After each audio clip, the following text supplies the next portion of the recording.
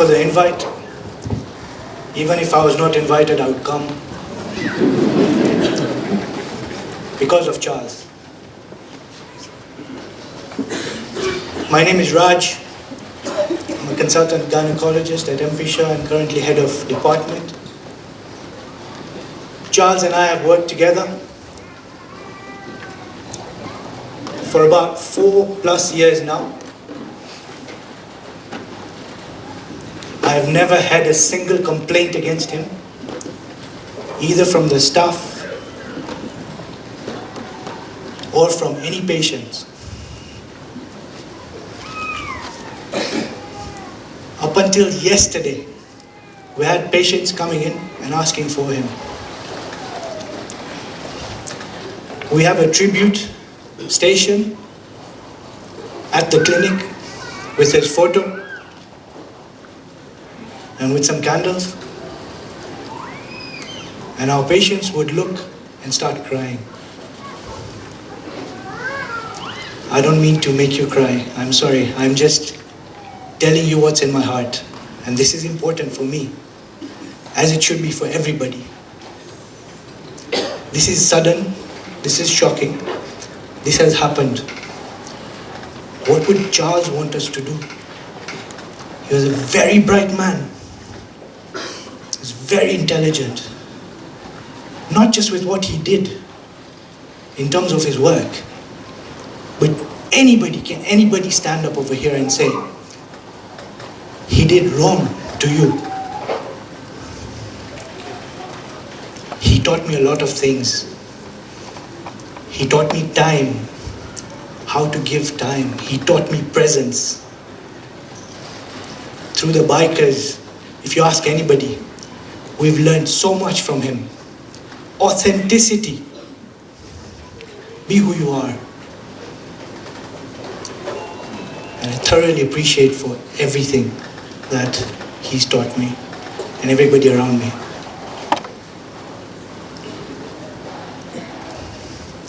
Yesterday we had a debriefing session with all our staff who's worked with Charles. And it was amongst one of the most difficult meetings I've ever had.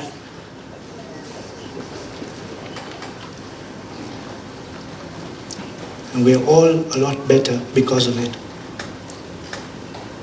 And we confessed that one meeting, one debrief session, one counseling session is going to be enough. Charles was close to us, all of us.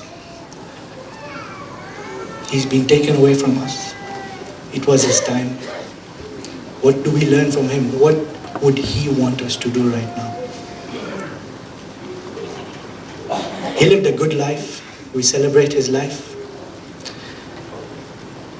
And we continue with the positives. Thank you very much. Because we are friends of Dr. Mugo, and in his legacy, continue what he loved to do. Maternal health, and so just come and do such a thing. I also want to invite another doctor, Dr. Gadhoni. I had the privilege of working with Dr. Charles both in UON Kenyatta and MP Shah. So on behalf of the whole Department of University of Nairobi, Obstetrics and Gynecology, I'm here to pass our condolences. I'd also like to ask anybody who interacted with Charles in UON to kindly stand up as I go through the tributes. This is a tribute from the Department of Obs and Gyn. To your patient, you are Dr. Charles. To us, your friends, colleagues, and comrades, you are Charles, Charlie, or MC. We are profoundly grateful that God saw it fit for our paths to cross during your remarkable journey. Charles, you are known to be a private person, but perhaps not as private as you thought. Because here we all are, gathered in celebration of your life. The stories, the memories, the insider knowledge shared today speaks volumes of a life lived, not only with excellence, but with impact. You are what many of us would call a gentle giant. Your calm, steady presence was a source of strength. Your clinical skill, especially in surgery, was unmatched. Your passion for laparoscopic surgery was clear to all who worked with you. You are especially committed to your endometriosis patients. and we can confidently call you a true endo warrior. Yet many may not know that your brilliance extended far beyond the operating theatre.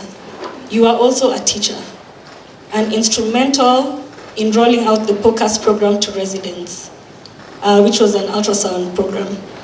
The many colleagues you guided speak with deep respect of the gentleness and patience with which you taught, always encouraging them to explore knowledge beyond the classroom.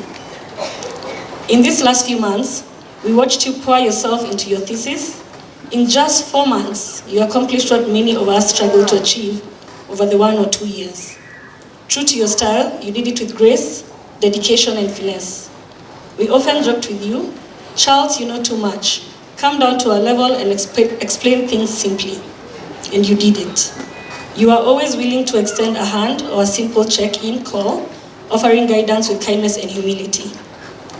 We will miss your impeccable command for the Queen's English and the accent with which you spoke it.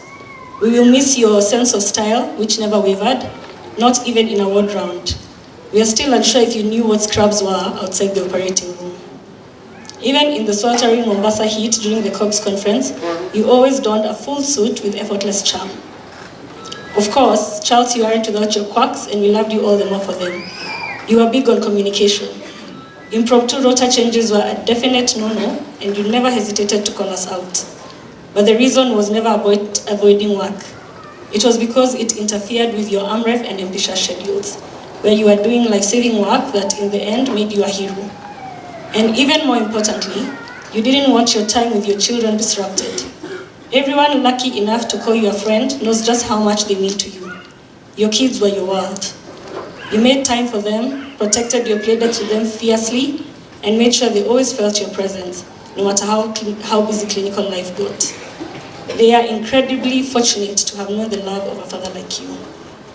And let's not forget your other favorites, capturing beauty through photography, traveling. You often ventured out exploring nature, scenery, abstract elements of life, and freezing them in timeless stills. It was your quiet way of seeing the world and sharing it with us. Charles, we are devastated by your loss, but immensely grateful for the life you lived so fully, the love you gave so freely, and the legacy you leave behind. You worked, taught, parented, and loved with a purpose. You are a colleague, a friend, a mentor, a father, a son, and a husband. And above all, a beautiful soul. Rest well, you will not be forgotten. Thank you. I am a colleague and a very good friend to Maureen Njoroge, and we're classmates and workmates with Githu Njoroge. We'd like to come and condole with the family. This is not an easy time, and we really have a huge community coming here to support our friend, our two friends. And we want to say that even if we did not know him personally, we want to say that we know the people that he loved. Thank you. I think you've said it all. For our colleagues in AMREF, we work in the same industry. We're in the business of preventing death and saving lives. Sometimes we are unfamiliar when we're on the other side, when we're the ones who've suffered the loss. We know it's a big loss for AMREF when you lose your brightest and your best in one incident. And we know that where they were working, they will be missed. But we encourage you to take strength. On a more personal level, I started my career in Nakuru, then went to Oloitoktok, where I was the only doctor. So when that AMREF flight used to come once every 3 months, carrying the late Dr. Tom Rassen and Dr. Joseph Gedaiga, it was always a big relief because they came to save me from the misery of being the last man standing. So we know you are doing a good job. On a much more personal level, for Maureen and the children, it's just to tell you that we know the pain you are going through, but just have the trust that we'll be there for you as your friends and your support. Thank you. Good afternoon. On behalf of the medical fraternity and corps to which Dr. Charles Mugo belonged, I wish to express my sincere and heartfelt condolences to his DRF, Dr. Maureen, to his children, Wanja and Gabriel, to mom and dad, Mr. and Mrs. Njoroge, to Mugo siblings, Lee, Kim, Martin, and Dr. Gideon Njoroge, together with their families, and to all the family, relatives, and friends of this great man, Dr. Charles Mugo Njoroge, a good man, a great man. Charles was kind-hearted. His big heart was a wellspring from which every other attribute of his flowed and permeated his relationships, his perspectives, and his actions. And this is what defined him as a great doctor. He did not need titles, he did not need accolades to impact patients and offer the relief they sought. Charles was very authentic, and he brought his true self in every room he occupied, every sphere he influenced. As a doctor, he was brilliant, extremely brilliant, passionate and competent, caring and willing to go all the lengths possible to offer the highest form of care known to him. As a friend, to me, Charles was dependable, reliable, and trustworthy. And I'm sure many will bear witness to this. Charles was a generous man, generous with something precious and rare, and that was his time.